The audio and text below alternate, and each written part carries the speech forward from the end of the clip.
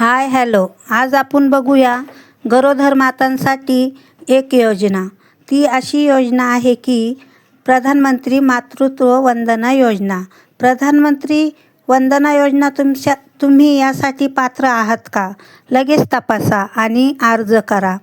तर मग आपण बघूया, गरोदर मातेसाठी ही योजना आहे. प्रधानमंत्री मातृत्व वंदना योजनेअंतर्गत गरोदर आणि स्तनदा मातांना 5,000 रुपयाची आर्थिक मदत दिली जाते. या योजनेचा लाभ कसा घ्यावा आणि यासाठी कोणती कागदपत्रे लागतात जाणून घेऊया.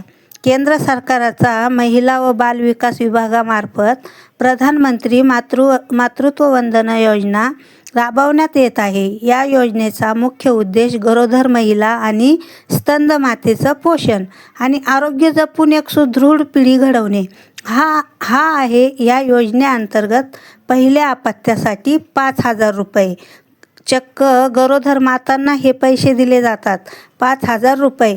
आणि दुसरा हप्ता दिला जातो 6,000 रुपये. आतापर्यंत 46 लाखाहून अधिक महिलांना ह्या योजनेचा लाभ घेतलेला आहे. योजनेचे उद्दिष्टे आणि लाभ हे माताच्या आरोग्यासाठी एक महत्त्वाकांक्षी पाऊल आहे. या योजनेचं प्रमुख उद्दिष्ट खालीलप्रमाणे: सकस आहार. गरोदर आणि स्तनदा मातांना सकस आहार कसा मिळावा? आर्थिक मदत. गरोदरपणात काम थांबल्याने होणारे आर्थिक नुकसान भरून काढण्यासाठी मजुरीची भरपाई दिली जाते. मुलीच्या जन्मास प्रोत्साहन. दुसरे अपत्य मुलगी असल्यास अतिरिक्त आर्थिक प्रोत्साहन दिले जाते.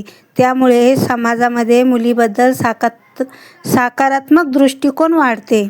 या योजनेअंतर्गत पहिल्या अपत्यासाठी टप्प्याटप्प्यानं एकूण 5,000 रुपये मिळतात. गर्भधारणेची नोंदणी आणि तपासणी झाल्यावर 3,000 रुपये.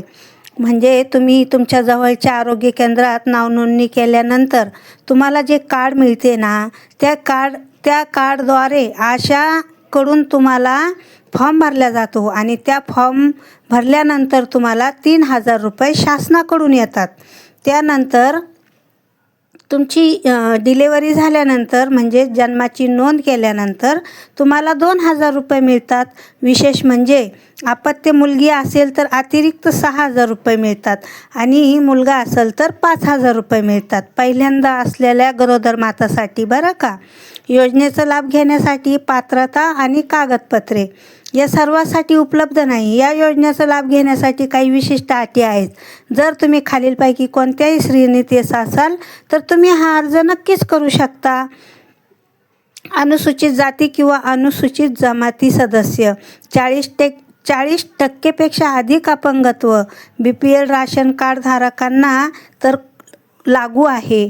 आयुष्यमान भारत किंवा प्रधानमंत्री जन आरोग्य योजना, PMJY लाभार्थी, इश्राम कार्ड धारक, किसान सन्मान निधी लाभार्थी, जॉब कार्ड धारक, अंगणवाडी सेविका किंवा मदतनीस किंवा हॉस्पिटलमध्ये आशाताई असतात ना, त्या आशांना जाऊन तुमचा फॉर्म, अशा ठिकाणी तुमचा फॉर्म तुम्ही भरून हा लाभ घेऊ शकतात.